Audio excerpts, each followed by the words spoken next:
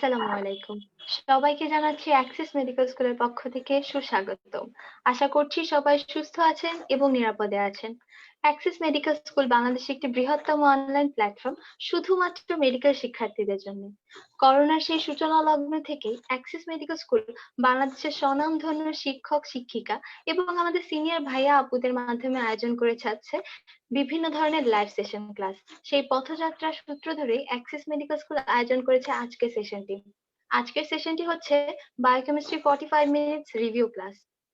আমি আপনাদের মাঝে উপস্থাপিকা হিসেবে আছি মিম চৌধুরী, পড়ছি ময়মনসিংহ মেডিকেল কলেজে সেশন 2018-19 এবং বরাবরের মতোই আমাদের সাথে আমাদের গেস্ট হিসেবে উপস্থিত আছেন আমাদের প্রিয় মেন্টর শ্রদ্ধেয় তামিমা তারিন জাহারা আপু।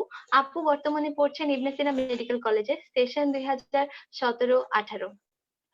আপু একাধারে প্রথম প্রফেশনাল পরীক্ষায় বায়োকেমিস্ট্রি এবং অ্যানাটমিতে অনার্স মার্ক পেয়েছেন। দর্শক ইতিমধ্যে হয়তোবা আপনারা জেনে থাকবেন যে আপু আমাদেরকে অ্যানাটমি এবং বায়োকেমিস্ট্রি নিয়ে অনেকগুলো সেশন উপহার দিচ্ছেন এবং আমাদেরকে আরো অনেকগুলো সেশন উপহার দিয়ে যাবেন ইনশাল্লাহ। আপুকে আন্তরিকভাবে ধন্যবাদ জানিয়ে আমি আজকের সেশনটি শুরু করছি। আমি চলে যাচ্ছি আপুর কাছে। আসসালামু আলাইকুম আপু, কেমন আছেন? ওয়ালাইকুম আসসালাম ওয়া রাহমাতুল্লাহ। আলহামদুলিল্লাহ আমি ভালো আছি। আশা করছি তুমিও ভালো আছো। আলহামদুলিল্লাহ আপু, আমি ভালো আছি। দর্শক আপনাদের উদ্দেশ্যে কিছু কথা। আপনাদের যদি কোনো রকম মতামত বা জিজ্ঞাসা থেকে থাকে আপনারা আমাদের কমেন্ট বক্সে জানিয়ে দিবেন এবং আপনারা আপনাদের বন্ধুদেরকে মেনশন দিয়ে দিন যেন আজকের এই গুরুত্বপূর্ণ সেশনটি কেউ না মিস করে যায়। আশা করছি দর্শক আপনারা লাইক কমেন্ট শেয়ারের মাধ্যমে আমাদের সাথেই থাকবেন। আমি চলে যাচ্ছি আপুর কাছে। আপু, আপনি তো আমাদের আজকে ক্লিনিক্যাল বায়োকেমিস্ট্রি এবং এনজাইমোলজি নিয়ে ক্লাসটি নেবেন। আশা করছি আপু প্রতি সেশনের মতো আজকেও আমরা অনেক কিছু শিখতে পারবো। তাহলে আপু আমরা মূল আলোচনায় চলে যাই। হ্যাঁ ইনশাআল্লাহ, চলো তাহলে আমরা শুরু করি আস্তে আস্তে।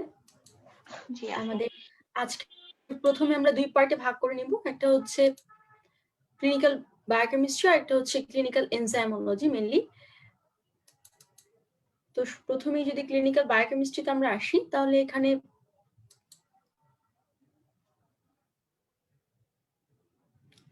বেশ কয়েকটা টপিক আছে। তো শুরুতেই আমরা ক্লিনিক্যাল বায়োকেমিস্ট্রির ল্যাবরেটরি হ্যাজার্ড পড়বো একটা পার্টে, আর একটা পার্টে আমরা ক্লিনিক্যাল এনজাইমোলজি দেখবো, আর কিছু আমাদের অর্গান ফাংশন টেস্ট আছে এবং অ্যাসোসিয়েটেড কিছু জিনিসপত্র আমাদের রিটেন এবং ভাইভা পার্টির জন্য তোমাদের লাগে। তো চলো আমরা শুরু করি।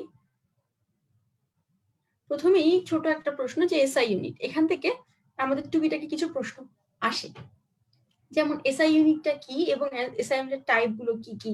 তারপর এখান থেকে এসআই ইউনিটটা শর্ট নোট হিসেবে আসতে পারে। আবার এই যে আমাদের এসআই ইউনিট টাইপগুলো যখন জিজ্ঞাসা করে ভাইভাতে, তখন এই যে আমরা জানি 3 টাইপস, একটা হচ্ছে ফান্ডামেন্টাল এসআই ইউনিট বা বেস এসআই ইউনিট, একটা হচ্ছে ডেরাইভড এসআই ইউনিট, আর একটা হচ্ছে আমাদের প্রিফিক্স এসআই ইউনিট।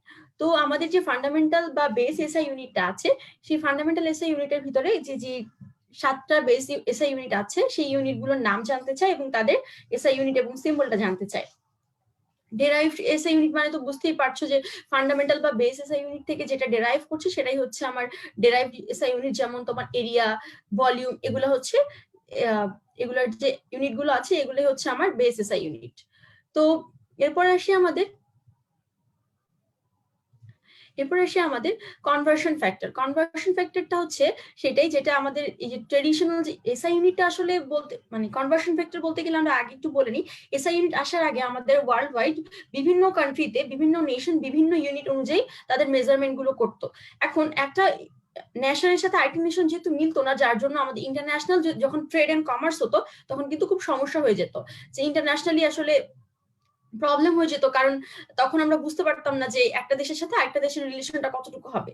এই প্রবলেমটাকে সলভ করার জন্য আমরা একটা সিস্টেমিক ইন্টারন্যাশনাল মানে একটা মডার্ন সিস্টেমকে নিয়ে এসেছি, যার কারণে আমরা পুরো ওয়ার্ল্ডের সবখানি আমরা একটা ইউনিট দিয়ে আমরা সবকিছু মেজার করছি, যার কারণে আমাদের ইন্টারন্যাশনাল ট্রেড এন্ড কমার্সের জন্য এটা খুবই একটা রেভলিউশনের মতো কাজ করছে।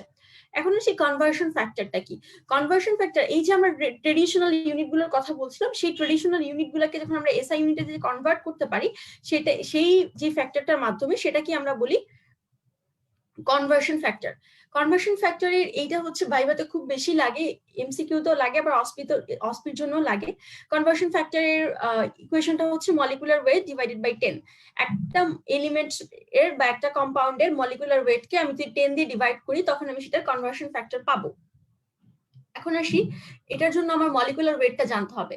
মলিকুলার ওয়েট জানলে আমি কনভার্সন ফ্যাক্টর জানতে পারবো। যেমন এই যে কয়েকটি ইম্পর্টেন্ট মলিকুলার ওয়েট দেখো আমি এখানে মেনশন করেছি, এগুলো মেইনলি অসপির জন্য, এমসিকিউ এবং ভাইবার জন্য জিজ্ঞাসা করে।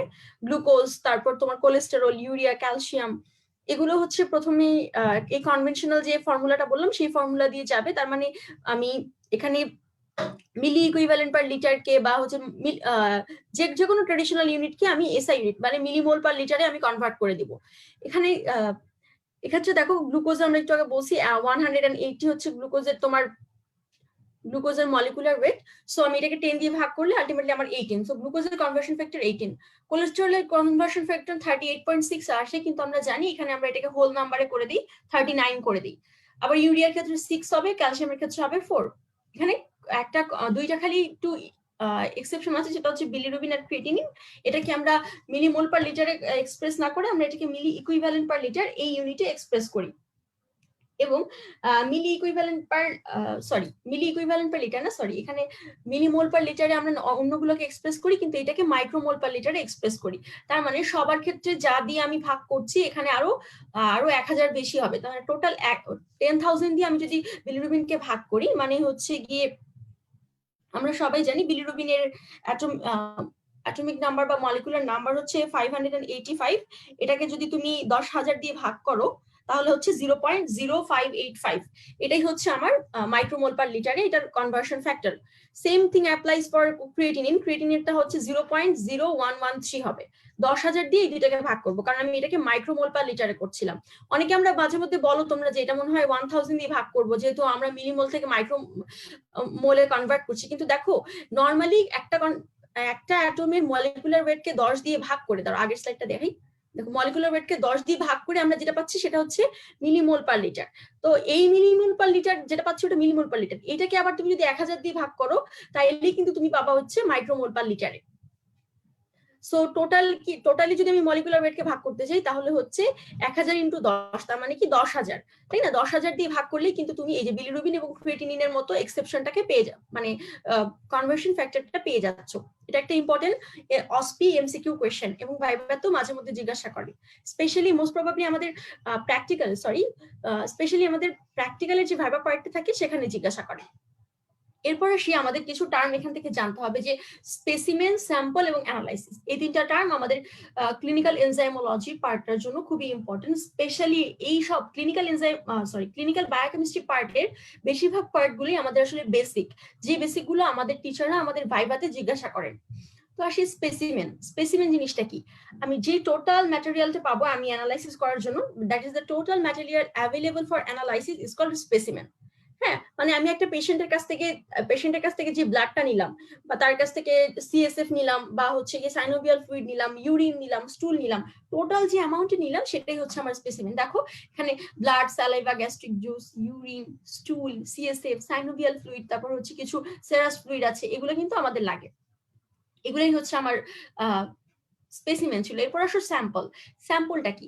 Sample is a part of specimen. হ্যাঁ, স্যাম্পল হচ্ছে স্পেসিমেনের একটা পার্ট, যে পার্ট দিয়ে আমরা জানতে পারি, sample is a part of specimen, যেটার কারণে আমরা জানতে পারি আলটিমেটলি যে আমার যেই পার্ট থেকে আমি মানে যেখান থেকে আমি আসলে আমার অ্যানালাইসিসটা করব।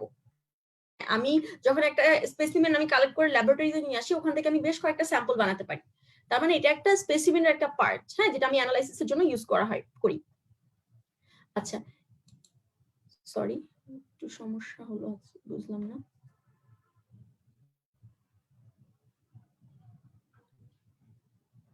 এরপর আসি, আমাদের কিছু স্যাম্পল আছে, সেই স্যাম্পলগুলোর টাইপ। একটা ব্লাড স্যাম্পলের কি কি টাইপ হতে পারে? দেখো একটা ব্লাড স্যাম্পল সেটা হতে পারে ভেনাস ব্লাড, সেটা হতে পারে আর্টারিয়াল ব্লাড, ক্যাপিলারি ব্লাড, সেরাম, তারপর প্লাজমা, বাফিকোট, এগুলো সবই আমার স্যাম্পল হিসেবে আমি ইউজ করতে পারি। তো এরপর আসি আমার মেথড অফ ব্লাড কালেকশন। হ্যাঁ, মেথড, আমি ভেনাস ব্লাডের কথা একটু আগে বলেছি। ভেনাস ব্লাডটাকে আমি কালেক্ট করি হচ্ছে ভেনা পাংচারের মাধ্যমে, আর্টারিয়াল ব্লাডকে কালেক্ট করি আর্টারিয়াল পাংচার করে, আর ক্যাপিলারি ব্লাডকে কালেক্ট করি স্কিন পাংচারের মাধ্যমে। আর এই যে আর্টারিয়াল ব্লাডের কথা আমরা একটু আগে বললাম, এই আর্টারিয়াল ব্লাডটা কিন্তু আলটিমেটলি আমাদের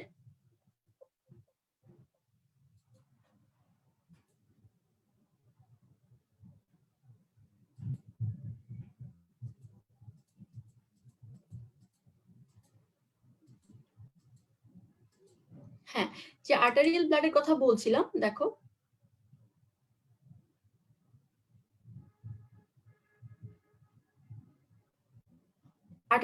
আর্টারিয়াল ব্লাডটা আমরা করি আর্টারিয়াল পাংচারের মাধ্যমে। সো আর ভেনাস যে ব্লাডটা থাকে সেই ব্লাডটা আমরা করি হচ্ছে স্কিন পাংচার করে। তো আর আর্টারিয়াল ব্লাডটা কালেক্ট করি আমরা মেইনলি আর্টারিয়াল ব্লাড গ্যাস অ্যানালাইসিসের জন্য। এরপর আসি আমাদের ব্লাড কালচারের কিছু ব্লাড কালেকশনের কিছু প্রসিডিওর আছে। যেমন আমরা হচ্ছে গিয়ে প্রথমে একটা ড্রাই এবং একটা সারফেসে ব্লাডটাকে কালেক্ট করতে হয়। তারপর আমাদের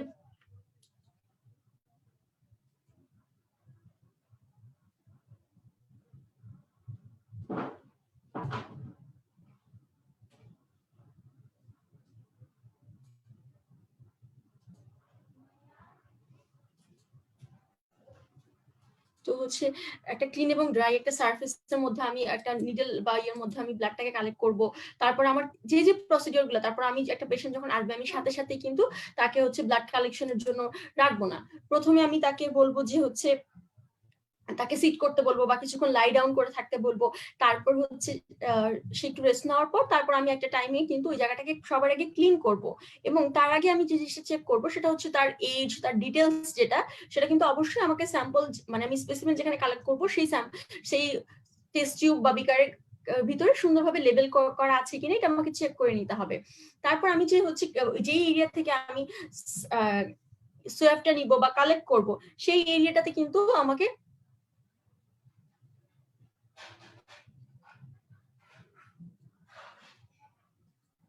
সেই এরিয়াটাতে কিন্তু আমাকে ক্লিন করতে হবে। ক্লিন করার একটা নিয়ম আছে, সেটা হচ্ছে আমরা সেন্টার থেকে পেরিফেরিতে ক্লিন করি। এবং এই যে সেন্টার থেকে পেরিফেরিতে আমরা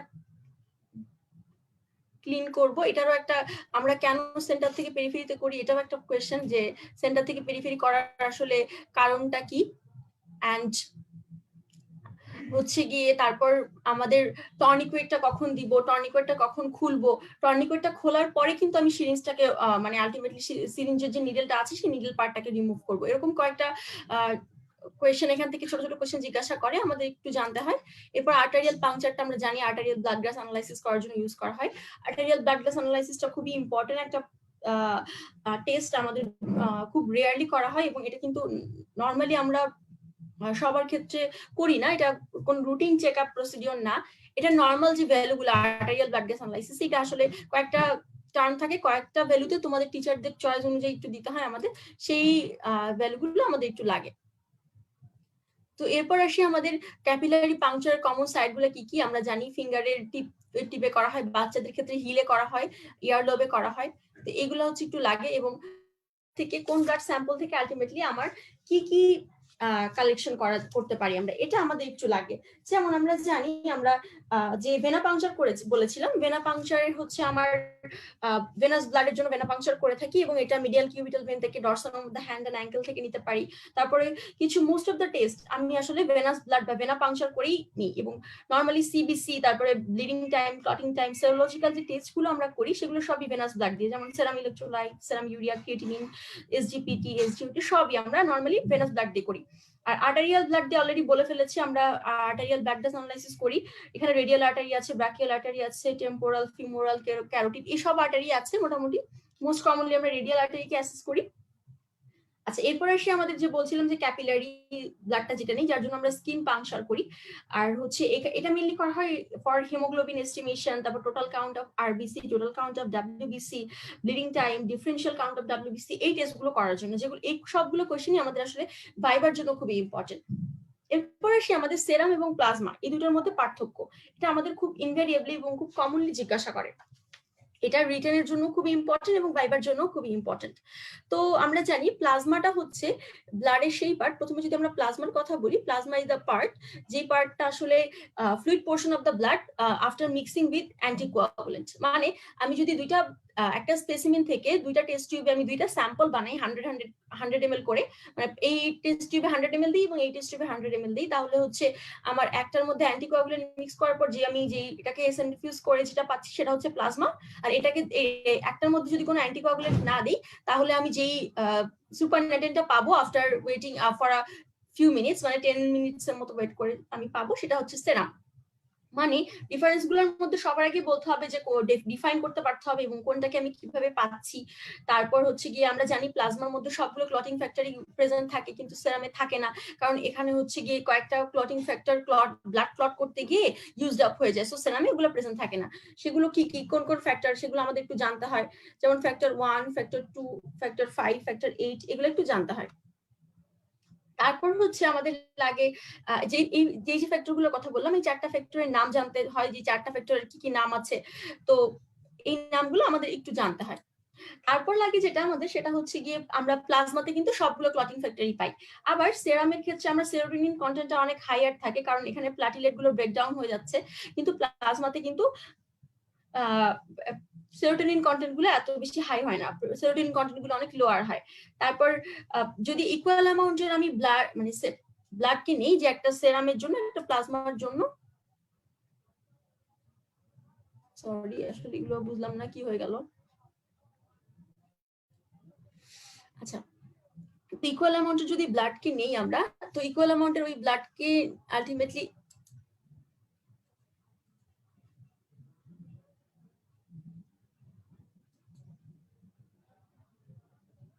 সরি আমার একটু প্রবলেম হচ্ছে স্ক্রিন শেয়ারে।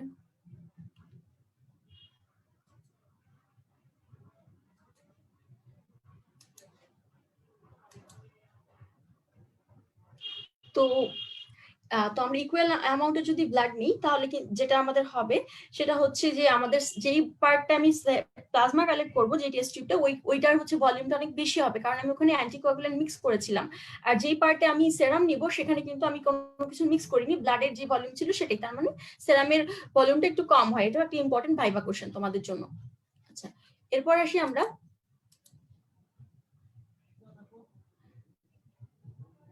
আমাদের এই যে ব্লাড কালেকশনের প্রসিডিওর গুলো আমরা অলরেডি বলে ফেলেছি। সিরিঞ্জ গুলো কেমন হবে, প্রেসারটা কিভাবে রিমুভ মানে মিডিয়াম প্রেসার হবে, এই জিনিসগুলো রিটেনের জন্য লাগে। এরপর আসে একটা ভেরি ভেরি ইম্পর্টেন্ট কোশ্চেন, যেটা রিটেন ভাইবা দুইটা কলামের জন্য খুবই আসলে ইম্পর্টেন্ট, যে আমাদের কি কি চেঞ্জ হয়, changes in the blood sample, changes in a long standing blood sample. একটা লং স্ট্যান্ডিং ব্লাড স্যাম্পলে আসলে কি কি চেঞ্জ হয়। রিটেন ভাইবা দুইটা পার্টের জন্য খুবই ইম্পর্টেন্ট। আমরা জানি এখানে কিছু কনস্টিটিউয়েন্ট বাড়ে, কিছু কনস্টিটিউয়েন্ট কমে, সেই কনস্টিটিউয়েন্ট গুলোর নাম আমাদের একটু জানতে হয়। যেমন আমরা জানি, আমরা যদি লং স্ট্যান্ডিং ব্লাড স্যাম্পল, আমরা তখনই বলবো যে যখন আমি একটা একটা ব্লাড স্যাম্পলকে আমি 8 ঘন্টার বেশি হচ্ছে গিয়ে রুম টেম্পারেচারে রেখে দিব, প্লাজমা সেপারেট না করে। তো এইরকম প্লাজমা সেপারেট যদি আমি 8 ঘন্টার বেশি না করে রেখে দিই, তাহলে যেটা হবে,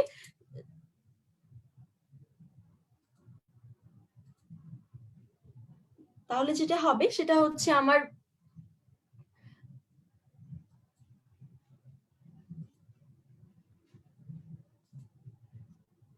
প্রথমেই আমরা জানি আমাদের ব্লাডে যে কার্বন ডাইঅক্সাইডটা থাকে, ভেনাস ব্লাডের মধ্যে কার্বন ডাইঅক্সাইডের কনসেন্ট্রেশনটা হচ্ছে গিয়ে অনেক বেশি হয়, বা then the atmospheric concentration of carbon dioxide. So এখানে কার্বন ডাইঅক্সাইড ডিফিউজ হয়ে যাবে, যার কারণে আমার ওই স্যাম্পলে কার্বন ডাইঅক্সাইডটা কমে যাচ্ছে।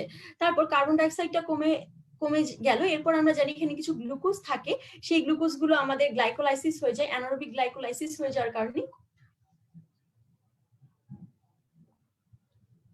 এই গ্লুকোজ গুলো যখন গ্লাইকোলাইসিস হয়ে যাচ্ছে, তখন আমরা জানি গ্লুকোজ গুলোতে অ্যানারোবিক গ্লাইকোলাইসিস হলে ল্যাকটেট ফর্ম হয়, যার কারণে গ্লুকোজটাও কমে যাচ্ছে সেই স্যাম্পল থেকে। আবার হচ্ছে গিয়ে এই গ্লুকোজ থেকে ল্যাকটেট হচ্ছে, যার কারণে ল্যাকটিক অ্যাসিড তৈরি হচ্ছে। তো আলটিমেটলি পিএইচটা কমে যাচ্ছে, অ্যাসিডোসিস হচ্ছে, যার কারণে পিএইচটা কমে যাচ্ছে। আবার আসি হচ্ছে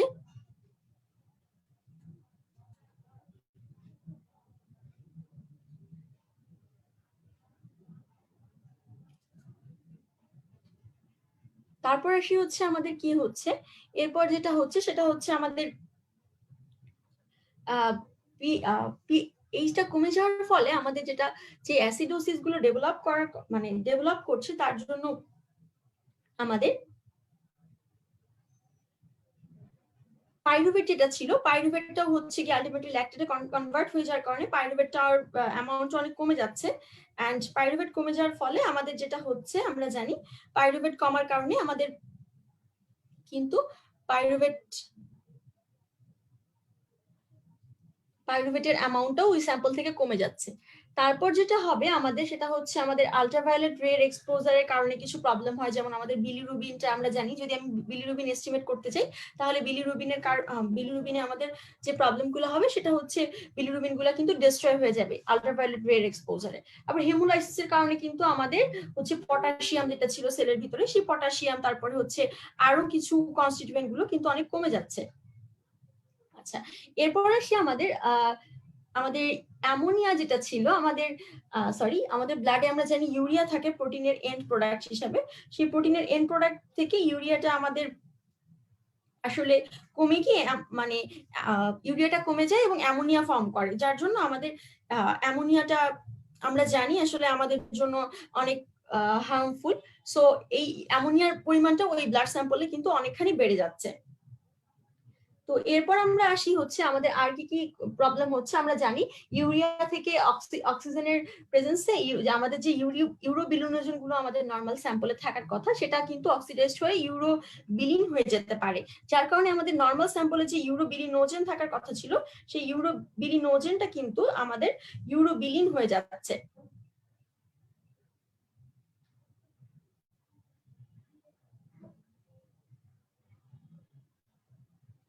আচ্ছা, ঠিক আছে, তো আমরা আসি তারপর যে আমাদের ইউরোবিলিনোজেনের সংখ্যা তাহলে অ্যামাউন্টটা কমে যাচ্ছে এবং ইউরোবিলিনটা বেশি হচ্ছে।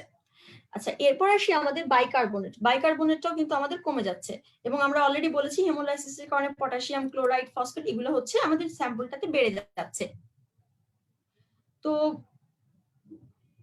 তারপর হচ্ছে গিয়ে আমরা যদি দেখি যে আমাদের এরপর আসে আমাদের অ্যানালাইটটা কি, এটা একটু লাগে। অ্যানালাইট আমরা জানি এটা একটা, যে আমরা স্যাম্পল থেকে যেই কনস্টিটিউয়েন্টটা মেজার করব সেই কনস্টিটিউয়েন্টটাই হচ্ছে আমার অ্যানালাইট। এবং অ্যানালাইটটা আসলে হচ্ছে কি, ফর এক্সাম্পল আমি একটা সেরাম পেলাম, সেখান থেকে আমি আসলে গ্লুকোজটাকে মেজার করব, সেখানে আসলে এস্টিমেশন অফ গ্লুকোজ ইন সেরাম, এখানে গ্লুকোজটা আমার অ্যানালাইট। এটাও ভাইবা কোশ্চেন ছিল। এরপর আসে ফটোমেট্রি, এটা অনেক বেশি ইম্পর্টেন্ট রিটেন ভাইবা দুইটা পার্টের জন্য। এবং আমরা জানি ফটোমেট্রিটা কি, এটা জিজ্ঞাসা করে। তারপরে হচ্ছে কি আমরা জানি colour of light absorption from the molecules of the solution. ফটোমেট্রিটা আসলে কালারের বেসিসে আমরা করে থাকি। এবং এটা এখানে একটা টার্ম আমরা ইউজ করি মনোক্রোমাটিক লাইট, যেটা কমনলি ভাইভাতে আমাদের জিজ্ঞাসা করে যে মনোক্রোমাটিক লাইটটা আসলে কি। আমরা জানি যেই লাইটটা হচ্ছে একটা পার্টিকুলার ওয়েভলেন্থ, কালারের ওয়েভলেন্থকে অ্যাবজর্ব করতে পারবে, সেটাকে আমরা বলি মনোক্রোমাটিক লাইট। আচ্ছা, আমরা বিভিন্ন স্যাম্পলের কনসেন্ট্রেশন এই ফটোমেট্রির মাধ্যমে বের করতে পারি, এবং এটা আসলে দুইটা প্রসিডিউরের মাধ্যমে করা হয়ে থাকে। একটা হচ্ছে আমার কলোরিমিটার, আর একটা হচ্ছে স্পেকট্রোফটোমিটার। এরপর আসি ফটোমেট্রির যে প্রিন্সিপাল। হ্যাঁ, প্রিন্সিপাল অফ ফটোমেট্রি বা প্রিন্সিপাল অফ কলোরিমিটার বোথ আর অ্যাকচুয়ালি সেম। অ্যান্ড আমরা এখানে কালার সলিউশন নিয়ে ডিল করি। তারপর আমাদের কালারের ইন্টেন্সিটিটা ডেভেলপ করবে, অ্যাকচুয়ালি ডিপেন্ড করবে যে কালারের ইন্টেন্সিটিটা ডেভেলপ করে তো আমাদের রিয়েজেন্টের সাথে ওই মানে আমার অ্যানালাইটের রিঅ্যাকশনের মাধ্যমে, তাই না? সো যদি অ্যানালাইট বেশি থাকে তার মানে রিঅ্যাকশনটা অনেক বেশি হবে এবং কালারের ইন্টেন্সিটিও কিন্তু বেশি হবে। ইন্টেন্সিটি অফ দ্য কালার বেশি থাকা মানে তার মানে কনসেন্ট্রেশন অফ দ্য সাবস্টেন্সটাও বেশি আছে। অ্যান্ড এই যে কনসেন্ট্রেশন অফ দ্য সাবস্টেন্স, এটা আসলে ডিপেন্ড করবে হচ্ছে কালার অফ দ্য অ্যাবজর্পশনের কালারের উপর। সো অ্যাবজর্পশনের কালারটা যদি আমার আলটিমেটলি বেশি হয়, অ্যাবজর্পশনের কালারটা, তখন কিন্তু আমার হচ্ছে গিয়ে ডিগ্রি অফ দ্য অ্যাবজর্পশন যত বেশি হবে আমার তত বেশি কনসেন্ট্রেশনটা আসবে। এবং এটা আসলে কলোরিমেট্রির যে ল গুলো আছে সেগুলোকে ফলো করবে। তো তারপর যেটা আমাদের লাগে সেটা হচ্ছে আমাদের কিছু ল লাগে, যেমন বিয়ার্স ল, ল্যাম্বার্টস ল। তো বিয়ার্স ল, ল্যাম্বার্টস লর ক্ষেত্রে আমরা এটাকে আমরা একটু সুন্দরভাবে বলতে হবে, এটা রিটেন ভাবে দুইটা জায়গার জন্য ইম্পর্টেন্ট। আমরা জানি বিয়ার লটা আসলে আমাদের আমাদের যে সলিউশন সেই আমরা একটা সলিউশন যেটাতে আমরা ইউজ করি, মানে কলোরিমিটার যেটাতে আমরা ইউজ করি নর্মালি, এটার ডিডাকশনটা লাগে, যেটার প্রিন্সিপাল বা স্টেটমেন্টটা কি, যে আমরা জানি when a monochromatic light passes through a color solution, then the concentration of the substance is directly proportional to the absorbance of the light. তার মানে absorbance is proportional to the concentration. এটা হচ্ছে বিয়ার্স ল। Lambert's ল হচ্ছে একই কথা, just এখানে খালি বলবো light absorption is directly proportional to the length of the light pathway. এগুলোই হচ্ছে আমার নর্মালি হচ্ছে এটাই জিজ্ঞাসা করে। তারপর যেটা আমার লাগে সেটা হচ্ছে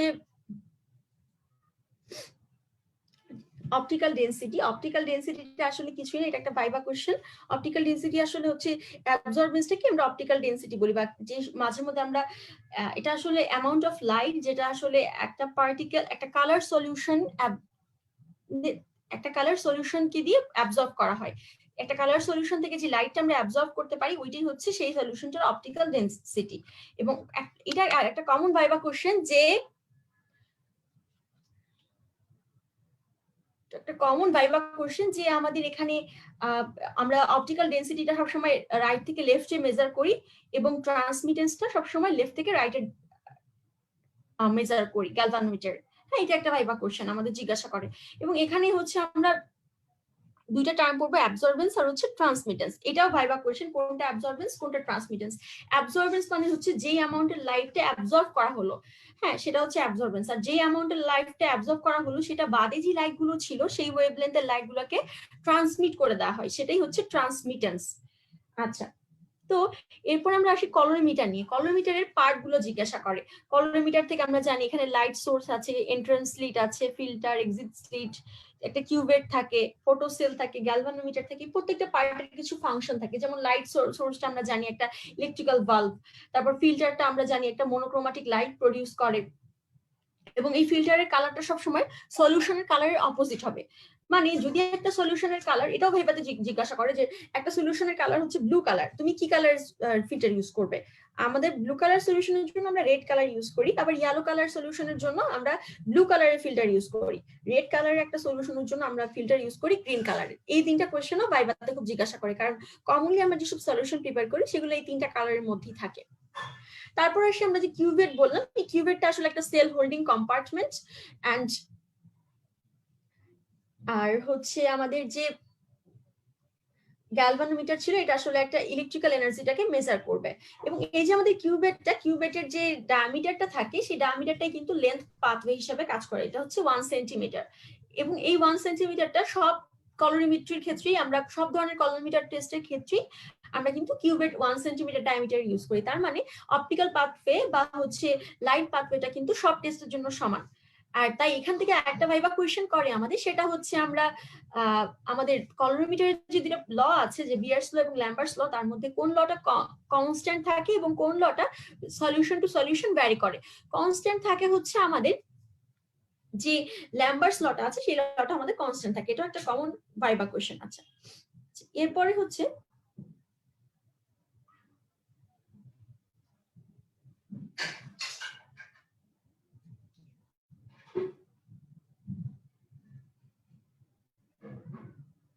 এরপর আমাদের যেটা লাগবে সেটা হচ্ছে আমাদের কলোরিমিটার দিয়ে আমরা কি কি টেস্ট করতে পারি। কলোরিমিটার দিয়ে আমাদের কিছু টেস্ট করি, এগুলো আসলে আমাদের তোমরা সবাই জানো, এগুলো জাস্ট নামগুলো একটু বলতে পারতে হবে। এরপরে স্পেকট্রোফটোমিটার। স্পেকট্রোফটোমিটারটা কি এবং স্পেকট্রোফটোমিটারের পার্টগুলো লাগে। কলোরিমিটারের যে পার্টগুলো আর স্পেকট্রোফটোমিটারের পার্টগুলো দেখো ছবিতে প্রায় সেম, শুধু স্পেকট্রোফটোমিটারে এখানে হচ্ছে একটা প্রিজম ব্যবহার করা হয়, যেটা ডিসপারশন, লাইট ডিসপারশনে ইউজ করা হয়। আর কলোরিমিটারে ঠিক এই জায়গাটায় আমরা ইউজ করেছিলাম একটা ফিল্টার, যেটা আমাদের মনোক্রোমাটিক লাইট প্রডিউস করতে হেল্প করছিল। আচ্ছা, আমাদের এখান থেকে আরো একটা কোয়েশ্চেন লাগে, যেটা হচ্ছে কলোরিমিটার আর স্পেকট্রোফটোমিটারের মধ্যে পার্থক্যটা কি। অলরেডি আমরা একটা বলে ফেলেছি যে এখানে প্রিজম ইউজ করা হয়, আর কলোরিমিটারে আমরা ইউজ করেছিলাম একটা ফিল্টার। তারপরে কলোরিমিটার শুধু ভিজিবল ওয়েভলেন্থের লাইটকেই মেজার করতে পারে, স্পেকট্রোফটোমিটার কিন্তু ভিজিবল ছাড়াও যে আলট্রাভায়োলেট রে, তারপরে হচ্ছে আমাদের ইনফ্রারেড রে, এগুলো মেজার করতে পারে। এখানে আমাদের কমনলি ভাইবাতে তখন একটা কোয়েশ্চেন করে যে তাহলে ভিজিবল ওয়েভলেন্থের লাইটের রেঞ্জ কতটুকু, ওয়েভলেন্থ কতটুকু, আর হচ্ছে তোমার আলট্রাভায়োলেটের রেট কতটুকু। আমরা জানি 380 থেকে 680 বা 780 যেটাই বলো ন্যানোমিটার পর্যন্ত ভিজিবল লেন্থ। আর তারপর হচ্ছে আমাদের 380 থেকে কম হচ্ছে আমাদের আলট্রাভায়োলেট রে, আর যখন আমার 780 থেকে বেশি হবে তখন আমরা ওটাকে বলি ইনফ্রারেড রে। আচ্ছা, তারপর আমরা জানি স্পেকট্রোফটোমিটারে আমাদের একটা স্মল ভলিউম অফ স্যাম্পল দিলেই মেজার করা যায়, এবং এটা হচ্ছে একটু কস্টলি কম্পারেটিভলি, আর কলোরিমিটারটা একটু কস্ট ইফেক্টিভ। মানে হচ্ছে, আর এখানে কিন্তু কোনো কালারের সাথে আমাদের যেমন কলোরিমিটারে প্রত্যেকটা কালারের সলিউশনের জন্য কিন্তু ফিল্টারটাকে চেঞ্জ করতে হয়েছিল, আমরা অলরেডি বলে ফেলেছি, কিন্তু স্পেকট্রোফটোমিটারে এরকম কোনো ফিল্টার চেঞ্জ করার প্রয়োজন পড়ে না। স্পেকট্রোফটোমিটারে একটা প্রিজম দিয়ে কিন্তু আমি সব কালারকে ডিল করতে পারছি। এরপরে আসি ইলেকট্রোফোরেসিস। এটাও মাঝে মধ্যে একটু রিটেনে শর্ট নোট বা ভাইভাতে যারা একটু ভালো করে তাদের জন্য লাগে। এটা আসলে একটা ইলেকট্রিক ফিল্ডের মাঝে যে পজিটিভ এবং নেগেটিভলি চার্জ দুইটা ইলেকট্রোড থাকে।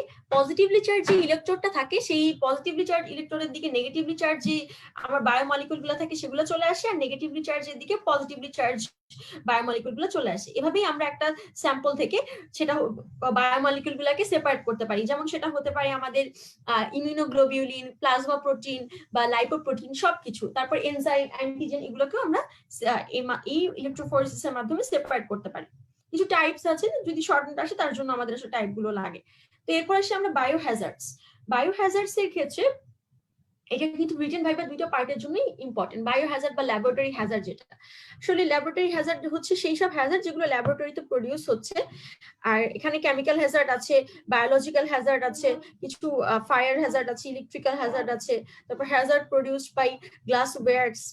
তো আমরা যদি স্পেসিফিক্যালি আলাদা করে করে পড়ি, তো শুরুতেই কেমিক্যাল হ্যাজার্ড, যেগুলো তোমরা জানো কেমিক্যাল বিভিন্ন যেগুলো আমরা ইউজ করি, যেমন স্ট্রং অ্যাসিড, স্ট্রং অ্যালকালি, তারপর কিছু পয়জনাস কেমিক্যাল বা ভোলাটাইল কেমিক্যাল যেগুলো আমাদের ইনহেলেশনের সাথে সাথে আমাদের লাংসের মাধ্যমে আমাদের বডিতে এন্টার করতে পারে। এরকম কিছু কেমিক্যালস এর মাধ্যমে আমাদের কেমিক্যাল হ্যাজার্ড হতে পারে। এক্ষেত্রে প্রিভেন্টিভ মেজার্সটা হচ্ছে আমরা সবগুলো বোতলকে আমরা লেবেল করব এবং হ্যান্ডেল করতে হবে খুব প্রপারলি, এবং বোতলগুলোকে কখনোই আমরা নেকে ধরবো না, বিকারের নেকে কখনোই ধরবো না, বরং বিকারকে আমরা পুরোপুরি বিকারের বডিটাকে ধরবো। এবং আমরা কখনোই কনসেন্ট্রেটেড কোনো অ্যাসিডের মধ্যে ডিরেক্টলি ওয়াটারকে অ্যাড করব না। আমরা যদি এরকম ডাইলিউশন করতেই হয় কনসেন্ট্রেশন অ্যাসিডকে, সেক্ষেত্রে আমরা ওয়াটারের মধ্যে অল্প অল্প করে অ্যাসিড ইউজ করা, অ্যাসিডকে হচ্ছে গিয়ে অল্প করে অ্যাড করা শুরু করবো। মানে কখনোই কিন্তু অ্যাসিডের মধ্যে ওয়াটার দেওয়া যাবে না, তোমরা জানো এটা, এখানে কিন্তু একটা এক্সপ্লোশন হওয়ার চান্স থাকে। তারপর মাউথ পিপেটিংটাকে অ্যাভয়েড করতে হবে, কারণ মাউথ পিপেটিং এর মাধ্যমে অনেক রিস্ক থাকে। তারপর আমরা ভোলাটাইল কেমিক্যাল গুলোর জন্য ফিউম হুড ইউজ করতে হবে, এবং সেফটি আই গ্লাস গুলোকে ইউজ করতে হবে। আমরা যখন অ্যাসিড বা অ্যালকালি নিয়ে কাজ করবো, আমাদের সেফটি ইয়ার গ্লাস গুলোকে ইউজ করতে হবে। তো এরপর যেটা হচ্ছে সেটা হচ্ছে আমাদের বায়োলজিক্যাল হ্যাজার্ড। বায়োলজিক্যাল হ্যাজার্ড একটা নাম হচ্ছে ইনফেকশন হ্যাজার্ড। এগুলোর প্রিভেন্টিভ মেজার্স আছে, যেমন আমরা প্রত্যেকটা মেজার, এটা রিটেনের জন্য খুবই ইম্পর্টেন্ট। বায়োলজিক্যাল হ্যাজার্ডের প্রিভেন্টিভ মেজার গুলো আমরা জানি HIV, viral hepatitis, gonorrhoea, syphilis, এই ধরনের যে কোনো ডিজিজ বা কজিং মাইক্রো অর্গানিজম গুলো আমাদের ল্যাবরেটরিতে কমনলি স্যাম্পল হিসেবে চলে আসতে পারে, কারণ এই ডিজিজ গুলো খুবই কমনলি হয়। তো যদি আমার হচ্ছে কোনো পার্সন বা আমার কোনো ল্যাবরেটরি কোনো অ্যাসিস্ট্যান্ট বা মানে এমপ্লয়ি যদি এফেক্টেড হয়, এটা দিয়ে খুব সহজেই হতে পারবে সে। কারণ কি, এটা কিন্তু খুব ইজিলি ট্রান্সমিট করে যাচ্ছে, যেমন আমরা তাই এটাকে প্রিভেন্ট করাটা খুব জরুরি, এবং ভাইবার জন্য এবং রিটেনের জন্য এই পার্টটা খুব জরুরি, যে বায়োলজিক্যাল, যেহেতু আমরা ডক্টর, আমাদের বায়োলজিক্যাল হ্যাজার্ডটা বেশি ইম্পর্টেন্ট। যেমন আমরা প্রত্যেকটা স্পেসিমেনকে এভাবে ট্রিট করবো যে তাদের মধ্যে ইনফেকশিয়াস এজেন্ট আছে, সেটা থাকুক বা না থাকুক। তারপর আমাদের পার্সোনাল প্রোটেক্টিভ ডিভাইসেস ইউজ করতে হবে, পার্সোনাল প্রোটেক্টিভ ইকুইপমেন্টস ইউজ করতে হবে। তারপর এখানেও আমরা মাউথ পিপেটিং করতে পারবো না, এবং ল্যাবরেটরির যে ওয়াস্ট গুলো হবে, আমরা জানি হসপিটাল ওয়াস্ট গুলো যেগুলো বিশেষ করে ল্যাবরেটরিতে হয়, সেগুলো কিন্তু খুবই হ্যাজার্ডাস, তাই আমাদেরকে সেগুলোকে ডিসপোজ করতে হবে according to the biohazard disposal technique. And এই হ্যান্ড গুলোকে আমরা খুব প্রপারলি ওয়াশ করতে পারতে হবে, মানে আমরা যে কোনো ধরনের এক্সপেরিমেন্ট করার আগে পরে হ্যান্ড ওয়াশ করতে হবে, এবং নিডল এবং সিরিঞ্জের ইউজকে কিন্তু আমরা রেস্ট্রিক্টেড করতে হবে। আর সব ল্যাবরেটরি এমপ্লয় কি আমার অবশ্যই হেপাটাইটিস বি ভাইরাসের এগেইনস্টে ভ্যাকসিন দেওয়া থাকতে হবে। এরপরে এসে আমাদের ইনস্ট্রুমেন্টাল হ্যাজার্ড আছে, আর কিছু ফিজিক্যাল হ্যাজার্ড আছে। তো এই হ্যাজার্ড গুলো আমরা জানি কমনলি আমাদের হ্যাজার্ড গুলো যেগুলো হয় সেটা হচ্ছে গ্লাস ওয়ার থেকে ইনজুরি হতে পারে, বার্নিং হতে পারে, বা বুনসেন ফ্লেম থেকে হতে পারে, ইলেকট্রিক্যাল ফায়ার বা স্লিপিং হতে পারে, মানে কেউ স্লিপ কেটে পড়ে গেল, তো তখন একটা হ্যাজার্ড হয়ে যেতে পারে। সেক্ষেত্রে আমাদের খুব কেয়ারফুল থাকতে হবে, ইলেকট্রিক্যাল ওয়্যারিং গুলাকে খুবই প্রপারলি করতে হবে, ফায়ার এক্সটিংগুইশার রাখতে হবে, বাকেট অফ স্যান্ড থাকতে হবে ল্যাবরেটরিতে, তারপরে হচ্ছে এমপ্লয়ীদেরকে ভালো মতো ট্রেন করতে হবে। এরপরে আসি আমাদের প্রিভেন্টিভ মেজার্স, এইগুলো সবগুলো অলরেডি আমরা বলে ফেলেছি কিভাবে আমরা ল্যাবরেটরি হ্যাজার্ড গুলোকে প্রিভেন্ট করব। এটা একটু রিটেনের জন্য লাগে, মাঝে মধ্যে ভাইবাতে জিজ্ঞাসা করে। এরপরের টপিক হচ্ছে কোয়ালিটি কন্ট্রোল। এই কোয়ালিটি কন্ট্রোল টপিকটাও তোমাদের জন্য খুবই ইম্পর্টেন্ট, এবং এখানে আমি দেখো 4টা কিওয়ার্ডকে রেখেছি এবং এই 4টা কিওয়ার্ডই খুবই ইম্পর্টেন্ট। আচ্ছা, 4টা কিওয়ার্ডের মধ্যে আমাদের এখানে আমরা জানি কোয়ালিটি কন্ট্রোলটা কি, এই জিনিসটা আমাদের সবার আগে লাগবে, কারণ আমাদের ল্যাবরেটরিতে অবশ্যই আমাদেরকে কোয়ালিটি কন্ট্রোল এনশিওর করতে হবে। কোয়ালিটি কন্ট্রোল এনশিওর করতে না পারলে কিন্তু আমার রেজাল্ট কখনোই ভালো আসবে না, এবং সেই রেজাল্ট টেস্ট রিপোর্টের বেসিসে ট্রিটমেন্টটাও কিন্তু ভালো হবে না। তো কোয়ালিটি কন্ট্রোলের ক্ষেত্রে আমরা জানি যে প্রথমেই আমাদের এটা ডেফিনিশনটা মাঝে মধ্যে জিজ্ঞাসা করে এবং এটা ক্লাসিফাই করতে বলে। এটা একটা system to reduce the variance in the laboratory result by improving the accuracy and precision from the time receiving the sample to the delivery of the report. তো স্যাম্পল রিসিভ করার পর থেকে রিপোর্ট ডেলিভারি পর্যন্ত আমার যে টাইমটা, সেই পুরো টাইমটাই আমি কোয়ালিটি এনশিওর করতে পারতে হবে। এটাই আমার কোয়ালিটি কন্ট্রোল। ক্লাসিফিকেশনের মাধ্যমে আমরা জানি এখানে ইন্টারনাল কোয়ালিটি কন্ট্রোল আর এক্সটার্নাল কোয়ালিটি কন্ট্রোল। ইন্টারনালের মধ্যে আবার আছে control of accuracy and control of precision. External মধ্যে আছে অ্যাকুরেসি এন্ড কম্পারেবিলিটি। তো আমরা একটু জানি অ্যাকুরেসি কি, প্রিসিশন কি। তো অ্যাকুরেসিটা হচ্ছে এই 4টা ডেফিনিশন কিন্তু খুব লাগে। প্রথমে আমরা বলি accuracy. Accuracy is the degree of closeness of the measured value to the true value, and precision is the arrangement between the results of the repeated measurement on the same or identical sample. মানে একটা স্যাম্পলে true রেজাল্টের থেকে ওই স্যাম্পলে ওই টেস্টের result যত কাছে আসবে তত বেশি অ্যাকুরেসি আমি পাবো। আর প্রিসিশন মানে হচ্ছে একটা রেজাল্ট একটু দূরে আসলো বা একটু ভুল আসলো, যেটা হওয়ার কথা সেটা আসলো না, তাই আমি রিপিটেডলি ওই স্যাম্পলটাকে টেস্ট করলাম, ওই স্পেসিমেনটাকে কয়েকটা স্যাম্পলে ভাগ করে টেস্ট করলাম। এই যে আমি রিপিটেডলি টেস্ট করার পরে যে আমার কারেক্ট অ্যান্সার মেজারটা আসছে, লাস্টে আমার যে কারেক্ট মেজারটা আমি পেলাম, টেস্ট রিপোর্টটা পেলাম, সেটাই আমার হচ্ছে এই প্রসেসটি হচ্ছে আমার প্রিসিশন। তো অ্যাকুরেসি এরর নরমালি হয় মেশিন এররের কারণে, আর প্রিসিশন এররটা হয় হচ্ছে আমার টেকনিক্যাল এররের কারণে। এরপরে আসি সেন্সিটিভিটি আর হচ্ছে স্পেসিফিসিটি। সেন্সিটিভিটিটা হচ্ছে আমার it is the ability of an analytical method to detect the small quantity of measured component. মানে একটা অ্যানালাইটিক্যাল মেথড যেই অ্যাবিলিটির মাধ্যমে খুবই স্মল কোয়ান্টিটির হলেও ওই অ্যানালাইটটাকে ডিটেক্ট করতে পারে, সেটাই হচ্ছে তার সেন্সিটিভিটি। মানে আমি যদি একটা ব্লাড গ্লুকোজ সেরাম গ্লুকোজ এস্টিমেশনের মধ্যে যদি আমি দেখি যে খুব অল্প পরিমাণে গ্লুকোজ আছে, তাহলে যেই প্রসেসটা দিয়ে আমি ওই অল্প পরিমাণে খুব মাইনিউট গ্লুকোজটাকে আমি ডিটেক্ট করতে পারবো, যে প্রসেসটা, সেটাই হচ্ছে sensitive for serum glucose estimation. তারপর আসি স্পেসিফিসিটি, যে এটাও একটা ability of the analytical method, যেটা ডিটারমাইন করে সোললি ওই অ্যানালাইটটাকে বা ওই কম্পোনেন্টটাকে। একটা ব্লাড স্যাম্পল বা একটা সেরামের কিন্তু অনেক ধরনের কম্পোনেন্ট আছে। হ্যাঁ, একটা সেরামের মধ্যে কিন্তু আমি যদি সেরাম এরপর যদি বলি যে সেরাম গ্লুকোজই আমি আবার এস্টিমেট করবো, হ্যাঁ, তো আমার কিন্তু ব্লাডের মধ্যে গ্লুকোজ ছাড়াও আরো অনেক কিছু আছে, যেমন আমার ক্রিয়েটিনিন আছে, ইউরিয়া আছে, আরো অনেক কিছু আছে, কিন্তু আমি অন্য কিছুকে করব না, আমি শুধুমাত্র ডিল করব আমার গ্লুকোজকে নিয়ে। তাই আমার এই যে শুধুমাত্র এত কিছু থাকতে, এত কম্পোনেন্ট, আদার কম্পোনেন্ট না থেকে শুধু গ্লুকোজকে, সোললি গ্লুকোজকে যেই প্রসেসটা, যে অ্যানালাইটিক্যাল মেথড আমি ডিটেক্ট করতে পারছি, সেটাই হচ্ছে আমার স্পেসিফিক মেথড। এই প্রসেসটাই হচ্ছে আমার স্পেসিফিসিটি। তো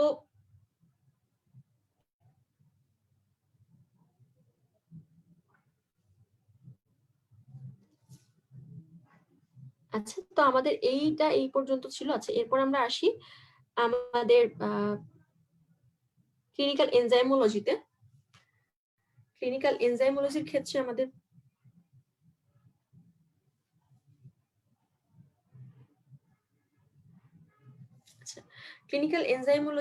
আমাদের এখানেও কিছু, এই টপিকটা খুবই ইম্পর্টেন্ট আমাদের জন্য।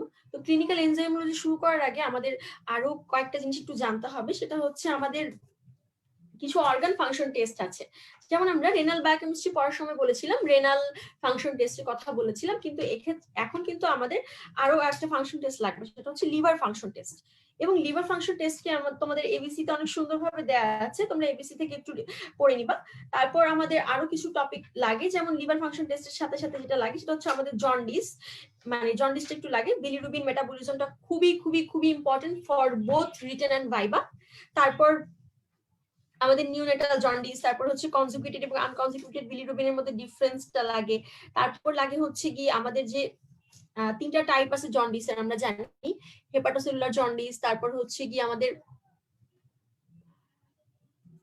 হেপাটোসেলুলার জন্ডিস আছে, তারপরে হচ্ছে আমাদের আরো যে জন্ডিস গুলো আছে, যেমন আমরা জানি অবস্ট্রাকটিভ জন্ডিস আছে, তারপর হেমোলাইটিক জন্ডিস আছে। এই প্রত্যেকটা জন্ডিস সম্পর্কে আমাদের একটু ডিটেলস জানতে হয়, এবং এটা খুবই ইম্পর্টেন্ট, যে রিটেনেও খুবই আসে, ভাইবার জন্য লাগবে।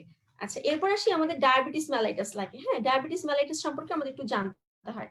ডায়াবেটিস মেলাইটাসের ডেফিনিশন জানতে হয় এবং ক্লাসিফিকেশনটা জানতে হয়, বিশেষ করে ইটিওলজিক্যাল ক্লাসিফিকেশন। আমরা জানি type 1 diabetes mellitus, type 2 diabetes mellitus. Type 1টা হচ্ছে ইনসুলিন ডিপেন্ডেন্ট, আর হচ্ছে টাইপ 2টা ইনসুলিন নন ইনডিপেন্ডেন্ট। আর আরো আছে সেকেন্ডারি ডায়াবেটিস মেলাইটাস, যেটা হচ্ছে সেকেন্ডারি কোনো ডিজিজের কারণে ডায়াবেটিস মেলাইটাস হচ্ছে। আরেকটা হচ্ছে জেস্টেশনাল ডায়াবেটিস মেলাইটাস। এখন আমাদের লাগে হচ্ছে মেইনলি টাইপ 1 এবং টাইপ 2 যে ডায়াবেটিস মেলাইটিস আছে তাদের মধ্যে ডিফারেন্সটা লাগে, এটা রিটেনের জন্য খুবই ইম্পর্টেন্ট, মাঝে মধ্যে ভাইভাতে জিজ্ঞাসা করতে পারে। আচ্ছা, তারপর লাগে হচ্ছে আমাদের যে জেস্টেশনাল ডায়াবেটিস মেলাইটাস বললাম, এই যে জেস্টেশনাল ডায়াবেটিস মেলাইটাস, এটা কিন্তু খুবই লাগে, এটা খুব কমনলি আমাদের জিজ্ঞাসা করে, এবং এখানে কেন আমাদের জেস্টেশনাল ডায়াবেটিস মেলাইটাসটা আমাদের ডেভেলপ করছে, তারপর কাদের বেশি ডেভেলপ করছে।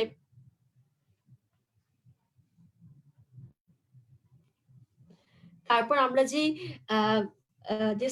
জেস্টেশনাল ডায়াবেটিস মেলাইটাসটাকে আমরা কিভাবে আসলে এটার ম্যানিফেস্টেশনটা কি আমরা জানি, বাচ্চাদের মানে হেডটা অনেক বড় হয়ে যায় ক্ষেত্রে, তাই না? আমরা এই জিনিসগুলো একটু জানি। জেস্টেশনাল ডায়াবেটিস মেলাইটাস থেকে একটু সবই লাগবে, এটা হচ্ছে শর্ট নোটের জন্য খুব কমনলি আসে।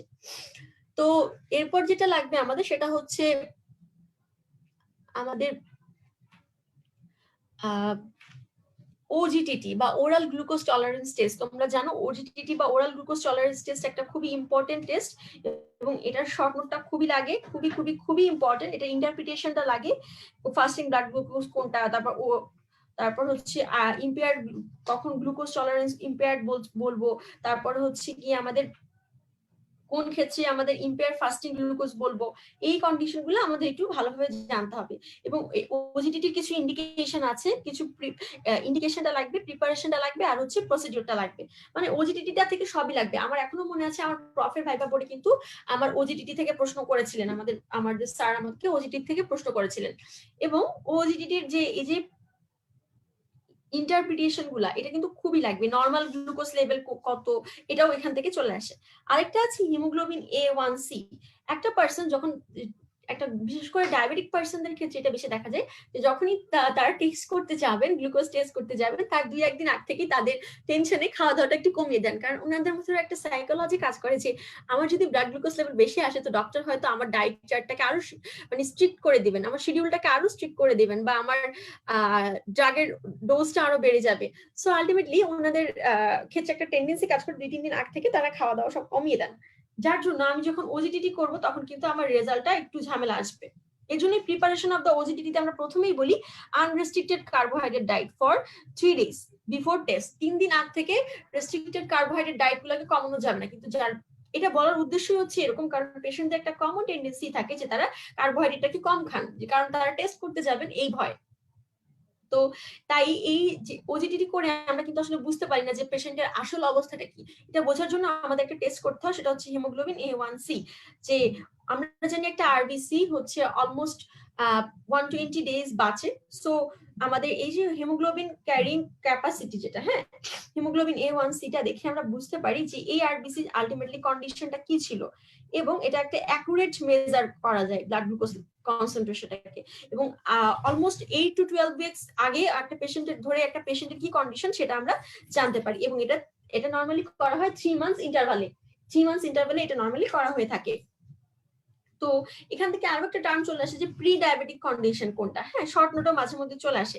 ইম্পেয়ার ফাস্টিং গ্লুকোজ আর ইম্পেয়ার গ্লুকোজ টলারেন্সটাকে আমরা বলি প্রি ডায়াবেটিক কন্ডিশন। তারপরে আরো 2টা টার্ম এখান থেকে আসে লাগে, সেটা হচ্ছে তোমার গ্লাইকোসিউরিয়া আর প্রোটিনিউরিয়া, এটা যতখানি না রিটেন পার্টের জন্য লাগে তার থেকে বেশি লাগে আমাদের অসপি এবং প্র্যাকটিক্যালের জন্য। অসপিতে আমরা জানি আমাদের কিছু প্রসিডিউর স্টেশন থাকে, তার মধ্যে কমনলি হচ্ছে হিট কোয়াগুলেশন টেস্ট। সো ওখান থেকে আমাদের প্রোটিনিউরিয়া থেকে কোয়েশ্চেন করে। আমরা জানি অসপিতে যে 5 নম্বর থাকে প্রসিডিউর স্টেশনে, তার মধ্যে 4 নম্বর আমাদের প্রসিডিউরে থাকে আর 1 নম্বর থাকে আমাদের কোয়েশ্চেন অ্যান্সারিং এ। সো আমাদের এই কোয়েশ্চেন অ্যান্সারিংটা আমরা তখনই ভালো পারবো কারণ সময় যেহেতু অনেক কম। সো আমাদের প্রোটিনিউরিয়াটাকে একটু ভালোভাবে পড়তে হবে, আর সেই সাথে গ্লাইকোসিউরিয়াটাও আমাদের একটু পড়তে হবে। কি কি কন্ডিশনে আমাদের গ্লাইকোসিউরিয়া হচ্ছে, কি কি কন্ডিশনে প্রোটিনিউরিয়া হচ্ছে, কোনটা ম্যাসিভ প্রোটিনিউরিয়া, তারপর হচ্ছে কি কি ডিজিজে হয়। এটা কমনলি রিটেনেও কিন্তু প্রায়ই থাকে যে আমার রেনাল কিছু ডিজিজে হচ্ছে, যেমন glomerulonephritis, nephrotic syndrome, pyelonephritis, urinary tract infection. তারপরে প্রোটিনিউরিয়ার কিছু ক্লাসিফিকেশন আছে, কোনটা অ্যাসিম্পটোমেটিক, কোনটা মডারেট আর কোনটা ম্যাসিভ। যখন আমার প্রোটিন যে এক্সক্রিশনটা হচ্ছে, এই যে আমার এই যে আমাদের ম্যাক্রো অ্যালবুমিন, আমরা প্রোটিন এক্সক্রিশনটা যখন মোর দেন 3 গ্রাম পার ডে হচ্ছে তখনই কিন্তু আমরা ওটাকে ম্যাসিভ প্রোটিনিউরিয়া বলছি। এখানে অসপিতে খুব কমনলি আমাদের সময় একটা প্রশ্ন থাকতো, what do you mean, what is proteinuria, write down the causes of proteinuria and when massive proteinuria occurs, তাই না? যখন আমার প্রোটিনটা মোর দ্যান 3 গ্রাম পার ডে এক্সক্রিটেড হচ্ছে তখন এটা ম্যাসিভ প্রোটিনিউরিয়া। আবার এখান থেকে মাঝে মধ্যে ভাইবা কোশ্চেন করে যে টাইপস অফ প্রোটিনিউরিয়া, মানে কোনটা হচ্ছে, একটা আছে আমরা মাইক্রো প্রোটিনিউরিয়া আর একটা হচ্ছে ম্যাক্রো, তাই না? তো কোনটা কি ম্যানিফেস্টেশন, এটা যারা একটু ভালো করতে চাও তাদের ক্ষেত্রে ইউজ করে, মানে কোয়েশ্চেনটা খুবই কমনলি লাগে। আর হচ্ছে লাগে কনসিকুয়েন্স। প্রোটিনিউরিয়ার ক্ষেত্রে আমরা জানি প্লাজমা প্রোটিন যখন বেশি বেশি চলে যাচ্ছে তখন কিন্তু আমাদের ইডিমা ডেভেলপ করবে, আবার ইডিমার ডেফিনিশনটাও লাগে। তারপর হাইপো অ্যালবুমিনুরিয়া ডেভেলপ করে, আরো অনেক কিছু কন্ডিশন থাকে। তোমরা এবিসি তে সুন্দরভাবে দেয়া আছে, একটু পড়ে ফেলবা। এটা কিন্তু রিটেনের জন্য যতটা ইম্পর্টেন্ট তার চেয়ে বেশি ইম্পর্টেন্ট তোমার ভাইবা আর হচ্ছে অসপি পার্টটার জন্য। তো চলো আমরা এবার ক্লিনিক্যাল এনজাইমোলজিতে যাই। ক্লিনিক্যাল এনজাইমোলজিটাও আমাদের জন্য ইম্পর্টেন্ট, কারণ আমরা জানি এখান থেকে বেশ কয়েকটা প্রশ্ন আসে। তো প্রথমে আমাদের ক্লিনিক্যাল এনজাইমোলজিটার ডেফিনিশন লাগে এবং এটার ইম্পর্টেন্স লাগে। আমরা জানি যখনই আমরা ক্লিনিক্যাল পারপোজে ডায়াগনোসিস, প্রগনোসিস আর ট্রিটমেন্টের করার জন্য এনজাইমকে ইউজ করব, সেটাই আমার ক্লিনিক্যাল এনজাইমোলজি। এবং এটার এক্সাম্পল লাগে ডায়াগনোসিস ক্ষেত্রে আমরা সিকেএমবি ইউজ করি এমআই ডায়াগনোসিসের জন্য। প্রগনোসিসের জন্য আমরা হচ্ছে সিরিয়াল কিছু এক্সামিনেশন করি, যেমন এএলটি লিভারের করা হয়, তাই না, লিভার ডিজিজের জন্য। তারপর আমরা হচ্ছে স্ট্রেপ্টোকাইনেস বা ইউরোকাইনেস আমরা ইউজ করি এমআই এর ট্রিটমেন্টে বা ডিস্টাল ভেনাস থ্রম্বোসিস এসব ট্রিটমেন্টের জন্য। এরপরে এই যে কিছু চার্ট আছে এখানে আমি দিয়েছি, তো তোমরা বই অনুযায়ী এটা একটু পড়বা যে কোনটা কোন এনজাইমের ডায়াগনস্টিক ইফেক্ট কি, থেরাপিউটিক ইফেক্ট কি, ট্রিটমেন্ট পারপাসে কিভাবে ইউজ করা হয়। তো এখান থেকে আইসো এনজাইমটা লাগে। অলরেডি আমরা বায়োমলিকুলস আইসো এনজাইম বলে আসছি, তারপর এখান থেকেও আবার আইসো এনজাইমটা জিজ্ঞাসা করে। সো আমাদের একটু কোরিলেট করে পড়তে পারতে হবে, কারণ আমাদের বেশিরভাগ এনজাইমই আমরা প্লাজমা নন ফাংশনাল এনজাইম এবং আইসো enzyme. Plasma non functional enzyme গুলো কি কি, এটার নামগুলো পড়তে হবে, আবার প্লাজমা ফাংশনাল এনজাইম গুলো পড়তে হবে।